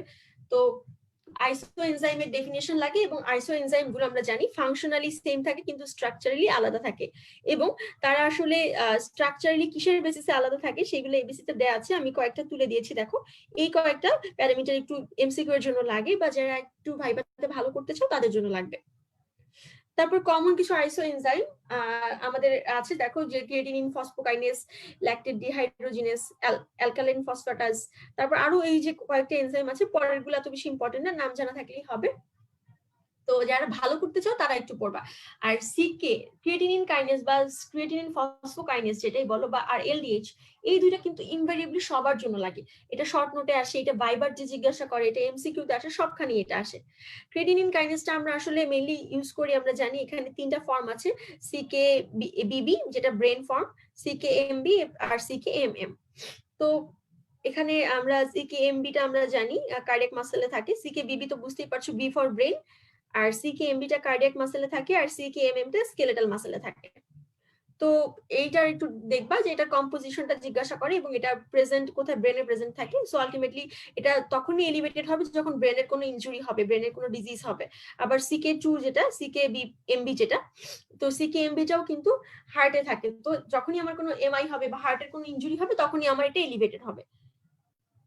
এরপর আসি আমাদের ল্যাকটেট ডিহাইড্রোজেনাস এনজাইম, যেটা ল্যাকটেট ডিহাইড্রোজেনাস এনজাইমের ক্ষেত্রে আমাদের আমরা জানি যে এখানে 5টা সাবটাইপ আছে, আইসোজাইম আছে, এবং এটার কম্পোজিশনটা খুবই খুবই ইম্পর্টেন্ট, ভাইবাতে জিজ্ঞাসা করে, এবং এই কম্পোজিশন গুলো বলতে পারতে হবে, এবং এদের টিস্যু ডিস্ট্রিবিউশনটাও ভাইবার জন্য কিন্তু খুবই ইম্পর্টেন্ট। টিস্যু ডিস্ট্রিবিউশনটা তুমি যখন জানবা, এবিসি থেকেই পড়তে পারবা সুন্দর করে, তখনই কিন্তু তুমি জানবা এটা কখন এলিভেটেড হচ্ছে। সো এটা আলটিমেটলি খুবই ইম্পর্টেন্ট রিটেন এবং ভাইবা দুইটা পার্টের জন্য। এরপরে আসি কার্ডিয়াক মার্কার। কার্ডিয়াক মার্কারটা কিন্তু একটা 3 স্টার কোশ্চেন। হ্যাঁ, কার্ডিয়াক মার্কারটা খুবই খুবই ইম্পর্টেন্ট। কার্ডিয়াক মার্কার গুলো হচ্ছে কিছু ইন্ট্রাসেলুলার এনজাইম যেগুলো আসলে রিলিজ হয় ব্লাডে তখনই যখন আমার কার্ডিয়াক মাসেলের ড্যামেজ হয় due to the ischaemia or any other cause. হ্যাঁ, বা আরো কোনো কজও হতে পারে। এটা আমরা আসলে আলটিমেটলি এই যে কার্ডিয়াক মার্কার গুলো, এই এনজাইম গুলো দেখে বুঝতে পারি হার্টে আসলে কতটুকু ড্যামেজ হয়েছে। তারপর এটার ক্লিনিক্যাল মানে কিছু ক্যারেক্টারিস্টিক আছে আমরা জানি আইডিয়াল কার্ডিয়াক মার্কার গুলার, যেমন এগুলো কার্ডিয়াক স্পেসিফিক হবে এবং মায়োকার্ডিয়াম এগুলো হাই কনসেন্ট্রেশনে থাকবে, এটা হাইলি সেন্সিটিভ হবে, মানে স্মল মায়োকার্ডিয়াল ড্যামেজ যদি হয় তাও কিন্তু আমি যেন এনজাইমের রাইজ দেখে বুঝতে পারি যে না এখন একটু ড্যামেজ হয়েছে, অল্প হলেও ড্যামেজ আমি যেন ডিটেক্ট করতে পারি। তারপরে হচ্ছে নর্মাল অ্যামাউন্টে আমার কিন্তু আইদার অ্যাবসেন্ট থাকবে or present in a trace amount in the blood, এটা তো আমাদের একটু জানতে হবে। এবং আমাদের এই যে এনজাইমের রিলিজটা, এই কার্ডিয়াক মার্কার যে এনজাইম গুলো আছে সেই এনজাইম গুলোর রিলিজটা হচ্ছে প্রপোর্শনাল হবে কার্ডিয়াক ড্যামেজের উপর, যত বেশি ড্যামেজ হবে তত বেশি এনজাইম রিলিজ হবে। আচ্ছা, এবং এটা হচ্ছে কিন্তু আমার মেজারমেন্ট অনেক ইজি হবে এবং ইনএক্সপেন্সিভ হবে নরমালি। তো ক্লাসিফিকেশনটা লাগে কি কি টাইপ আছে আমরা জানি, কিছু এনজাইম আছে আবার কিছু আদার প্রোটিন আছে, তো তোমরা ক্লাসিফিকেশনটা একটু পড়বা, এটা কিন্তু লাগে। তারপরে সেই যে এই চার্টটা তোমাদের এবিসি থেকে তোলা, এবিসির এই চার্টটা, এটা কিন্তু আমার এখনো মনে আছে আমাদের প্রফেট সময় কিন্তু কার্ডিয়াক মার্কার শর্ট নোট হিসেবে এসেছিল, এবং সেক্ষেত্রে আমরা ডেফিনিশনটা দিয়েছিলাম, টাইপ দিয়েছিলাম, এবং এই যে বিহেভিয়ার কার্ডিয়াক মার্কার গুলা, কার্ডিয়াক কখন ইনিশিয়ালি রাইজ করে, পিকে উঠে কখন, তারপর টাইম রিটার্ন নর্মাল করে কখন, এই টাইমটা কিন্তু এই চার্টটা লিখে দিতে পারতে হবে আর কি। আমরা লিখেছিলাম, এই চার্টটা তোমরা একটু দিয়ে দিবা, খুবই অল্প সময় লাগে আসলে, তো মনে রাখবা সিরিয়ালি, যে কম থেকে বেশি এই সিরিয়ালে মনে রাখবা, যে সবার আগে দেখো এই সিরিয়ালটাই এমন ভাবে করে যে কম থেকে বেশি, তোমরা চাইলে আরেকটু চেঞ্জ করে তোমাদের ভাবে মনে রাখতে পারো যেভাবে তোমাদের সুবিধা হয়। আর সর্বনাশ এক্ষেত্রে আমার একটা পরামর্শ থাকবে যারা একটু ভালো মার্কস পেতে চাও তাদের জন্য, যে ডেফিনিশন দিলা, টাইপ দিলা, আর হচ্ছে গিয়ে এই যে চার্টটা লিখলে, এবং সেই সাথে এই যে চার্টের তোমাদের একটা এই যে চার্টটার একটা গ্রাফিক্যাল রিপ্রেজেন্টেশন দিবা, একটা ফিগার, মানে কখন কোনটা বাড়ছে কমছে, একটা ফিগার মানে একটা গ্রাফিক্যাল রিপ্রেজেন্টেশন দিয়ে দিবা, তাহলে মার্কসটা কিন্তু অনেক ভালো আসবে। এই যে দেখো, এই যে এরকম ভাবে একটা গ্রাফিক্যাল রিপ্রেজেন্টেশন দিয়ে দিবা। আচ্ছা, এরপর আসি আমাদের বিভিন্ন এনজাইম, আমরা অলরেডি লিভার ফাংশন টেস্ট করে ফেলেছি, তো লিভার ডিজিজের ক্ষেত্রে আমাদের কিছু এনজাইম থাকে যেগুলো আসলে আলটিমেটলি ইনজুর হয় লিভার ডিজিজের ক্ষেত্রে, তো আমাদের এইগুলো একটু লাগে, কোন এনজাইম কখন, কোনটা হেপাটোসেলুলার ইনজুরিতে ড্যামেজ হলে, বা আমাদের কোন এনজাইমটা রাইজ করে, আবার জন্ডিসের ক্ষেত্রে কোনটা, অবস্ট্রাকটিভ জন্ডিসের ক্ষেত্রে কোনটা, তোমরা এটা একটু জানার চেষ্টা করবা। এরপর দেখো আমরা এই যে এই ম্যানিফেস্টেশনটা এটা দেওয়ার উদ্দেশ্য হচ্ছে তোমরা একটু, যাতে তোমরা জানো যে এই কন্ডিশনগুলো আমরা নরমালি লিভার সিরোসিস, হেপাটোসিস, স্টিয়াটোসিস, তারপর স্টিয়াটো হেপাটাইটিস, এগুলো একটু আমরা জানি, কিন্তু একটা নরমাল লিভার থেকে এই লিভার গুলো কি কি চেঞ্জ হয়, দেখো হেপাটোসেলুলার কার্সিনোমাতে আলটিমেটলি কি কি কত চেঞ্জ চলে আসছে। এবং এই যে অলরেডি আমরা বলে ফেলছি কি এনজাইম লিভার ডিজিজে কি কি এনজাইম রাইজ করে, এসজিপিটি, এসজিওটি এগুলো রাইজ করে, বা অ্যালকালাইন ফসফেটেজ রাইজ করে, কোন জন্ডিসের ক্ষেত্রে কোনটা বেশি রাইজ করে, কোনটা কম রাইজ করে, তোমরা এটা হচ্ছে একটু সুন্দর করে পড়বা, বিশেষ করে জন্ডিসটা অনেক অনেক অনেক ইম্পর্টেন্ট। তোমাদের কারো যদি প্র্যাকটিক্যালি সেরাম বিলিরুবিন এস্টিমেশন আসে, তাকে কিন্তু জন্ডিস থেকে সব ধরনের কোয়েশ্চেনই করবে, সো প্র্যাকটিক্যালের ভাইবার জন্য এটা খুবই ইম্পর্টেন্ট। আর তোমরা তো জানো প্র্যাকটিক্যালের মার্কসটা আসলে আমাদের ডিপেন্ডই করে প্র্যাকটিক্যালের ভাইবা পার্টটার উপর, সো এটা আমাদের একটু ভালোভাবে পড়তে হবে। এরপর আসি মাসেল ডিজিজের ক্ষেত্রে আমাদের কি কি এনজাইম গুলো রাইজ করে, যেমন মাসকুলার ডিস্ট্রফি হলে অ্যালডোলেস রাইজ করে, তারপর ফসফোরাইলেসটা হচ্ছে গিয়ে একটা এনজাইম, এটা দেখে আমরা মাসেল ডিজিজটা ডিটেক্ট করতে পারি। ফসফোরাইলেস এনজাইম অন্যান্য এনজাইমের ক্ষেত্রে এনজাইমগুলো রাইজ করলে বুঝি যে সেটা ডিজিজটা হয়েছে, যেমন সিকেএমএম, যে স্কেলেটাল মাসেলের কোনো ড্যামেজ হলে আমরা বুঝতে পারি সিকেএমএমটা রাইজ করেছে, এটা দেখে বুঝি। তারপর হচ্ছে এএসটিটাও রাইজ হয়, ফসফোরাইলেসটা অনেক কমে যায়, যখন আমাদের মাসেলে কোন ধরনের প্রবলেম হয় তখন কিন্তু ফসফোরাইলেসটা কমে যায়, এটা একটা এক্সেপশন। তারপর হচ্ছে আমাদের বোন ডিজিজের ক্ষেত্রে আমরা জানি রিকেটস এর ক্ষেত্রে, প্যাগেজ ডিজিজের ক্ষেত্রে আমাদের অ্যালকালাইন ফসফেটেসটা অনেক রাইজ করে। তারপর ক্যান্সারের ক্ষেত্রে আমাদের কিছু এনজাইমেটিক রাইজ হয়, যেমন প্রোস্টেট ক্যান্সারের ক্ষেত্রে অ্যাসিড ফসফেটেস এটা একটা এনজাইম, এটা রাইজ করে। আবার হচ্ছে প্রোস্টেট স্পেসিফিক অ্যান্টিজেন বা পিএসএ, এটা কিন্তু কোনো ডিরেক্টলি কোনো এনজাইম না, কিন্তু এটা দেখে আমরা এটা একটা মার্কার হিসেবে কাজ করে, যেটার কারণে আমরা বুঝতে পারি যে প্রোস্টেট ক্যান্সার হয়েছে। এগুলো আসলে বিশেষ করে প্রোস্টেট স্পেসিফিক অ্যান্টিজেন, এটা একটু যারা ভালো করে প্রোস্টেট ক্যান্সার এই ব্যাপারটা ভাইবাতে একটু জিজ্ঞাসা করে। আচ্ছা, প্যানক্রিয়াসের ডিজিজের ক্ষেত্রে আমরা জানি প্যানক্রিয়াটিক অ্যামাইলেস লাইপেস এগুলো হচ্ছে কি অনেক বেশি বেড়ে যায়, এবং আমরা প্যানক্রিয়াটাইটিস মানে প্যানক্রিয়াস ইনফ্লামেশনটা ক্লিনিক্যালি কিন্তু ডিটেক্ট করি সেরাম লাইপেস দিয়ে, সেরাম অ্যামাইলেস দিয়ে। লাইপেসটা বেশি ইম্পর্টেন্ট। যখন আমার প্যানক্রিয়াসে ইনফ্লামেশন হয় তখন কিন্তু এই সেরাম লাইপেস অ্যামাইলেস এগুলা কিন্তু অনেক বেড়ে যায়। এরপরে একটা 5 স্টার বা একটা ইনফিনিটি স্টার টাইপের একটা টপিক, সেটা হচ্ছে আমার লিপিড প্রোফাইল, যেটা ইনফিনিটি স্টার এবং রিটেন ভাইবা, যে কার্ডিয়াক মার্কার যেমন অনেক বেশি ইম্পর্টেন্ট, ঠিক তেমনি ভাবে এই লিপিড প্রোফাইলটা আমাদের জন্য খুবই ইম্পর্টেন্ট। লিপিড প্রোফাইলটা আমরা জানি এটা একটা গ্রুপ অফ টেস্ট যেটা আমরা করি to assess the serum lipid status of a individual, এবং এখানে কিছু কম্পোনেন্ট থাকে, এবং আমরা এখানে কিন্তু ফাস্টিং ব্লাডটাকে নিই, হ্যাঁ। আর কিছু ইন্ডিকেশন থাকে, যেমন আমাদের সব পেশেন্টদের ক্ষেত্রে আমরা এটা একটু কস্টলি দেখে আমরা সবার ক্ষেত্রে করতে দেই না। এই ইন্ডিকেশন গুলো ভাইবার জন্য, রিটেনের জন্য খুবই ইম্পর্টেন্ট। লিপিড প্রোফাইলটাও খুব কমনলি শর্ট নোট থাকে, আবার মাঝে মধ্যে স্পেসিফিক্যালি বলে দেয়, যেমন প্রিপারেশনটা লিখতে বলে বা বলে যে কি কি কম্পোনেন্ট আছে লিপিড প্রোফাইল এটা লিখতে বলে। তো আসলে শর্ট নোট হিসেবে প্রিপারেশন নিলে সবগুলো কলমই পড়া লাগবে, কারণ এটার কিছুই বাদ দেওয়ার নেই।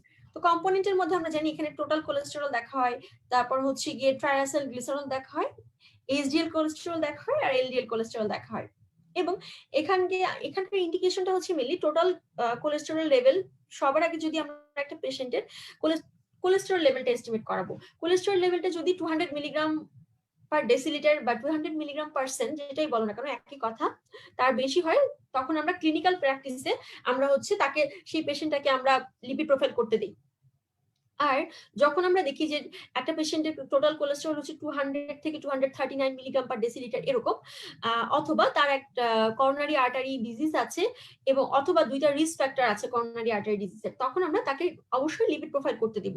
আবার যদি কারোর টোটাল কোলেস্টেরলটা 240 মিলিগ্রাম পার ডেসিলিটারের চেয়ে বেশি বা তার সমান থাকে, তাহলেও কিন্তু তার করোনারি আর্টারি ডিজিজ থাকুক বা রিস্ক ফ্যাক্টর থাকুক বা না থাকুক, আমরা কিন্তু তাকে লিপিড প্রোফাইল করতে দেই।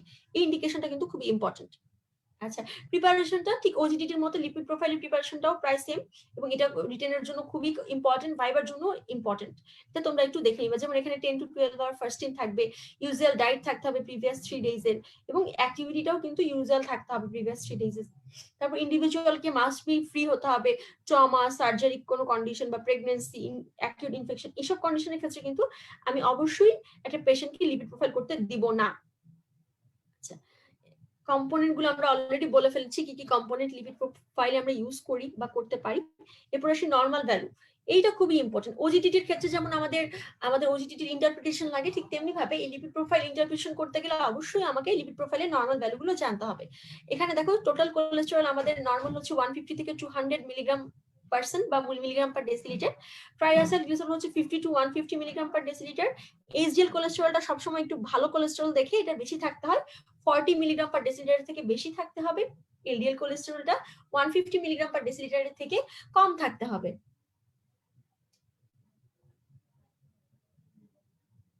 এরপর আসি আরেকটা ইম্পর্টেন্ট টপিক, সেটা হচ্ছে ডিসলিপিডেমিয়া।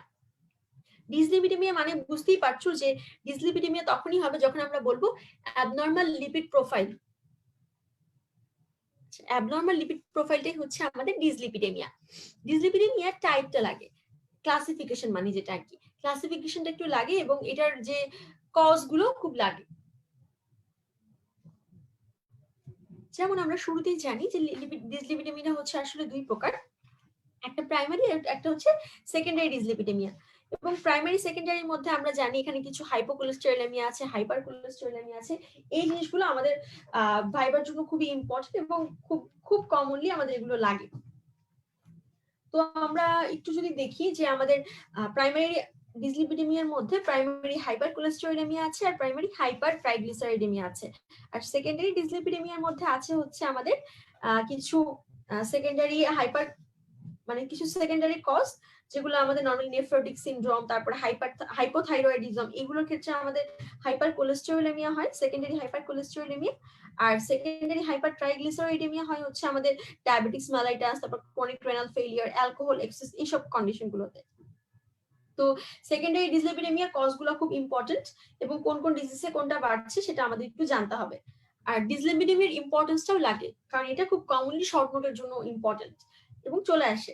যেমন এটা ভাইভাতে ডিসলিপিডেমিয়ার ইম্পর্টেন্সটা আসলে ভাইভাতে জিজ্ঞাসা করে, এবং এই যে ক্লাসিফিকেশনের প্রত্যেকটা টাইপ বললাম, প্রাইমারি সেকেন্ডারি টাইপগুলা, এই টাইপগুলো এক্সাম্পল সহ কিন্তু ভাইভাতে জিজ্ঞাসা করে।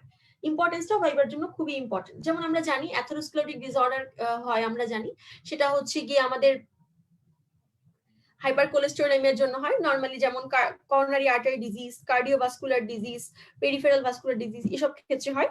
তারপর ফ্যাটি লিভার কিছু ডিজিজ, তারপর অ্যাকিউট প্যানক্রিয়াটাইটিস, এগুলো আসলে আমরা ডিসলিপিডেমিয়ার মাধ্যমে ডিটেক্ট করতে পারি।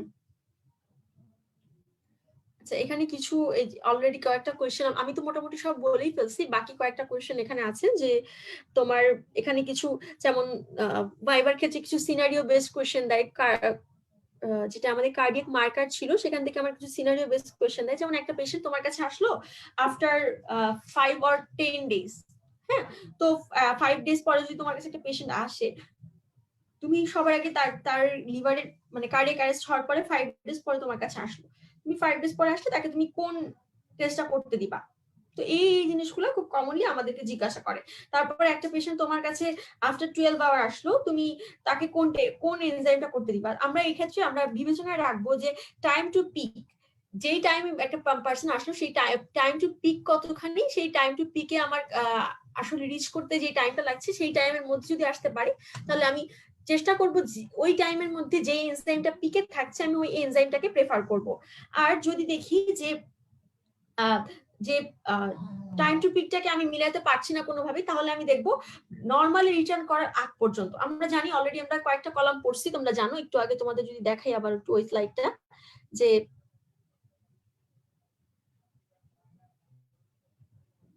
এই যে স্লাইডটা দেখো, টাইম টু পিকটাকে আমরা সবসময় মাথায় রেখে আমরা কথা বলবো এবং অ্যান্সার গুলো দিব, এবং তারপর টাইম টু পিকের সাথে যদি না মিলাতে পারি তাহলে দেখবো নর্মালি রিটার্ন করতে কতক্ষণ লাগছে, তার ভিতর যদি চলে আসে তাহলে আমি সেইটা এনজাইমটা দিয়ে করলে সেটা এলিভেটেড থাকে। আচ্ছা, তো এই মোটামুটি ছিল আমাদের টপিক গুলো আজকে। এই মোটামুটি এই টপিক গুলো পড়লেই ইনশাআল্লাহ তোমাদের সব কমন পড়ে যাবে।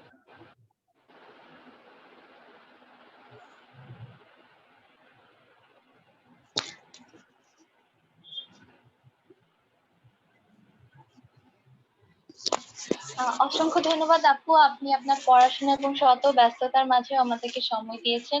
আজকে আমরা অনেক কিছু শিখতে পারলাম, অনেক কিছু জানতে পারলাম, proof related, viva, written related অনেক কিছু জানতে পারলাম। এই জন্য আপু আপনাকে আন্তরিকভাবে আবারও অনেক ধন্যবাদ জানাচ্ছি। তোমাকে অনেক ধন্যবাদ। আসলে আমার কিছু টেকনিক্যাল ইস্যু ছিল, তার জন্য আমি সরি। মানে আমার ল্যাপটপে একটু প্রবলেম করছে, তোমরা দেখেছো গতদিনও একটু প্রবলেম হয়েছে, যে একটু সমস্যার জন্য আসলে আমাকে আবার পরে এটাকে স্লাইডগুলোকে ফোনে নিয়ে ফোন থেকে বলতে হয়েছে। তার জন্য হয়তো একটু টেকনিক্যাল লস হয়েছে, টাইম লস হয়েছে, তার জন্য আমি একটু দুঃখিত। না আপু, তারপরে আমরা সবকিছু বুঝতে পেরেছি, আলহামদুলিল্লাহ। দর্শক আমাদের সাথে এতক্ষণ থাকার জন্য আপনাদেরকে সবাইকে জানাচ্ছি আন্তরিকভাবে ধন্যবাদ। আমাদের পূর্ববর্তী সেশনগুলো আপনারা পেয়ে যাবেন অ্যাক্সিস মেডিকেল স্কুল গ্রুপে এবং আমাদের ইউটিউব চ্যানেলে। দর্শক, আগামী পর্ব দেখার আমন্ত্রণ জানিয়ে আমি এখানেই বিদায় নিচ্ছি। সবাই ভালো থাকবেন, সুস্থ থাকবেন। আসসালামু আলাইকুম।